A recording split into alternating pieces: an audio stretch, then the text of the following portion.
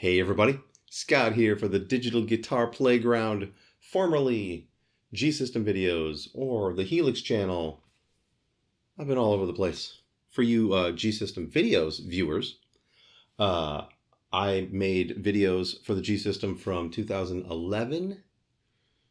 Yeah, 11 through 2015. 11, 12, 13, 14, 15. So for about most of 5 years. And I stopped almost 5 years ago. I recently picked up another G-System about 2 months ago. Couldn't turn it down. It was very, very inexpensive. $525 for the IB modified input section version. And then decided to build a pedal board for it. Then a rack for the brain and some pedals. And my whole reason for getting this was because I've been using the BluGuitar Amp 1 for going on 2 years now. And I really, really love it as far as amp sounds go. And I'm going to demonstrate a couple of those sounds today. I don't have them completely dialed in because I'm using my ISO cab, which is over there in the corner. And it's got a Tone Tubby 40-watt speaker in it. Not the same ISO cab I had back in the day with the G-System videos. I got another one, renovated it just like the last one. Because, you know, you can do that with those things and make them much better than they were. I've got a Marshall 412 over here. I would love to take this into a rehearsal room, but they're not open yet. Well, they were open and then they weren't open, so I just don't know what to do. My goal is to use this as my live rig with the Marshall 412 and this little rack here. And if you haven't been following what I've been doing since I stopped making G-System videos, I made Line 6 Helix videos for close to 5 years. Made 1,000 videos for that thing in 5 years. I know, it's crazy. Well, in 5.5 years' time. So, pretty decent output. I don't know that there's anybody else that's made 1,000 videos for any single unit. But, you know, what are you going to do? I did 400 for this thing back in the day. And I'm going to start doing new ones. The stuff today is just going to demonstrate these 5 presets that I have created using the 3 overdrive pedals that I have. And I'm going to show you those pedals and then show you how I'm using them. Shall we?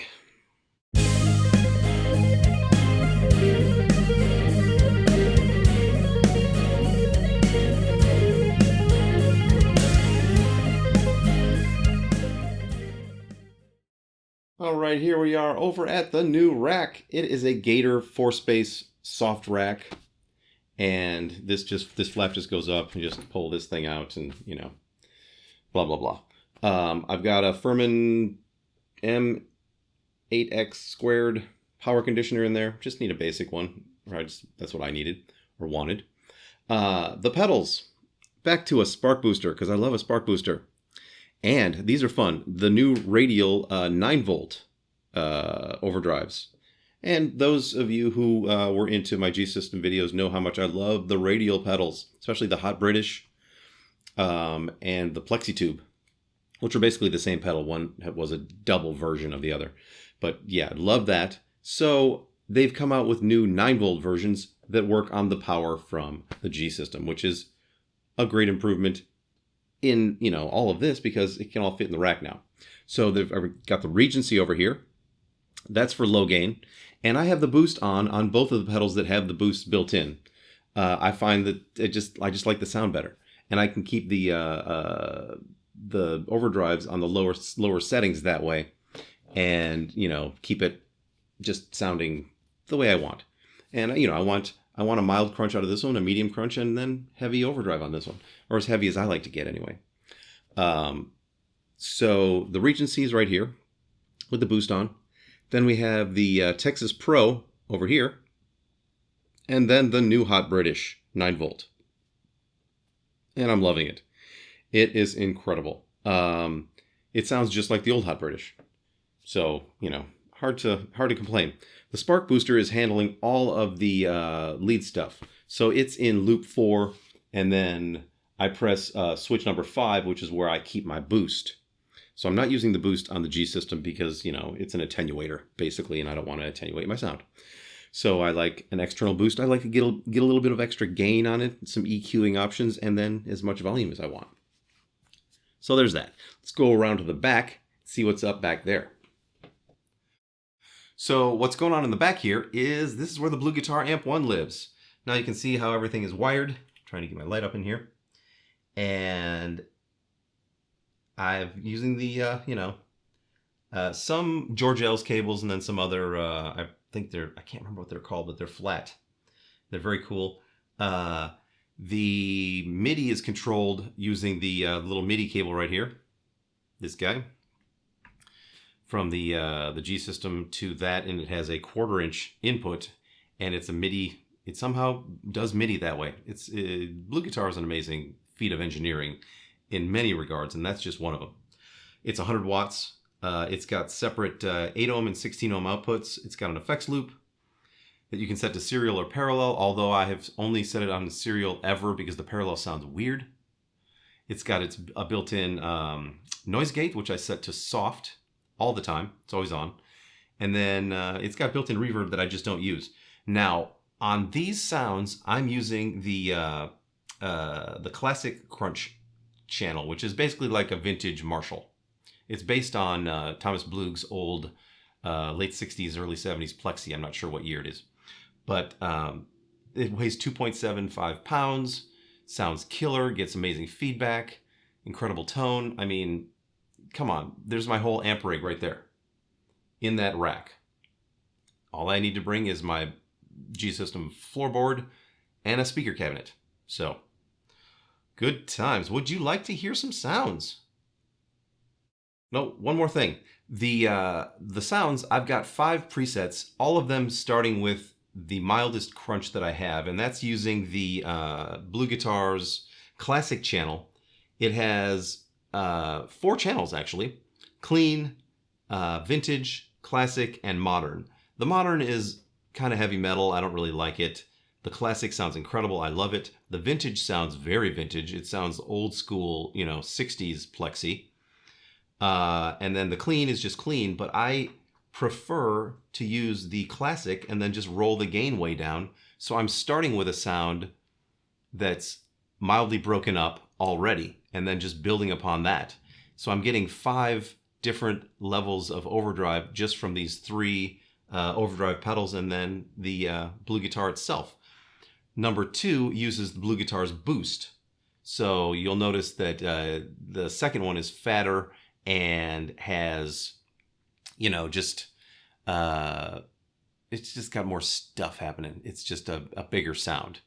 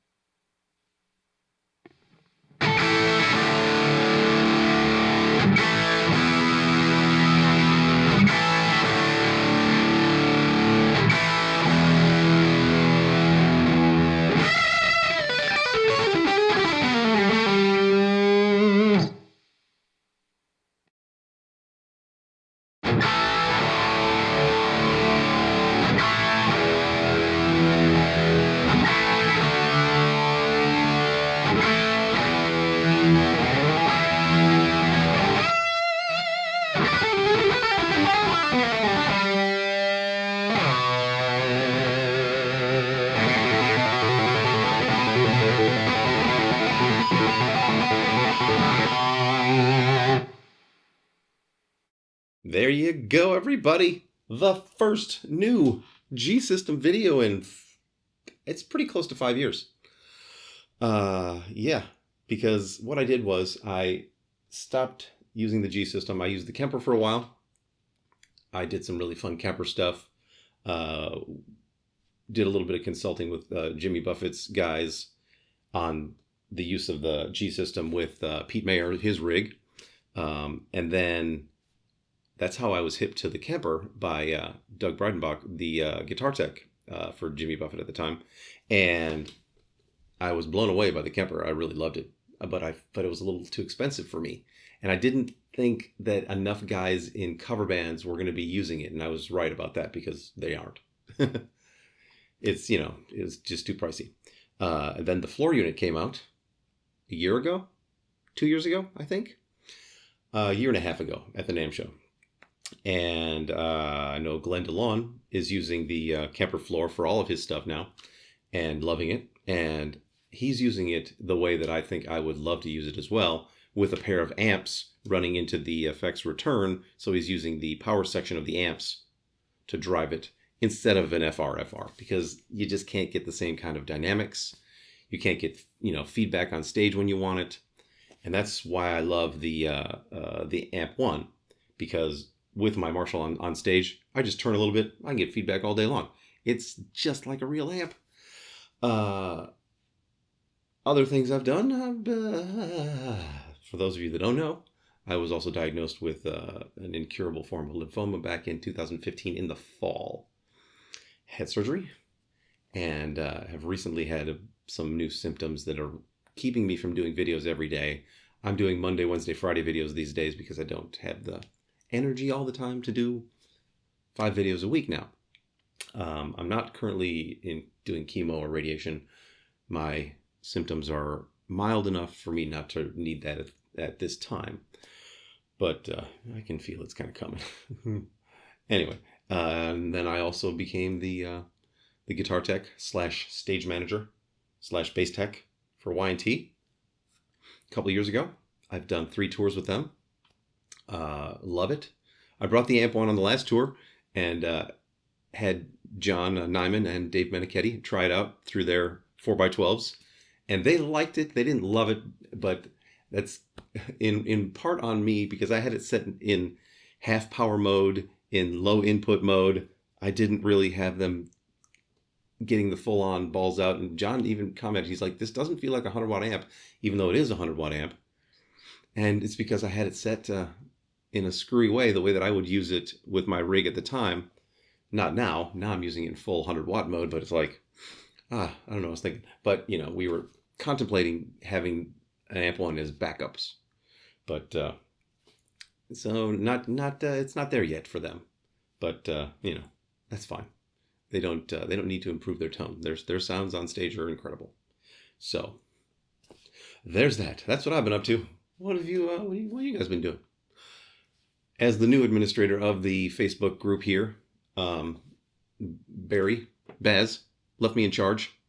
So don't get out of line, people. I rule with an iron fist. Well, it's sterling silver. Whatever. Anyway, so there's that. I'll be back on Friday. I'm going to go in more detail in the presets and the sounds that I've created for this. And, I'm still working things out. This is one of the first times I've gone through these sounds because I've been doing so much Helix and Line 6 Pod Go and HX Stomp stuff and HX Effects stuff for so long. It's like I'm trying to, branch out. And during this time where nobody's working, nobody's gigging, well, some people are working, but not me. There's no gigs. So, I've got a lot of time in my hands to work on different things, different sounds, different units. So, drop me a line with any requests you may have for future videos. And, yeah, that's about that. I will see you on Friday. And until then, rock on.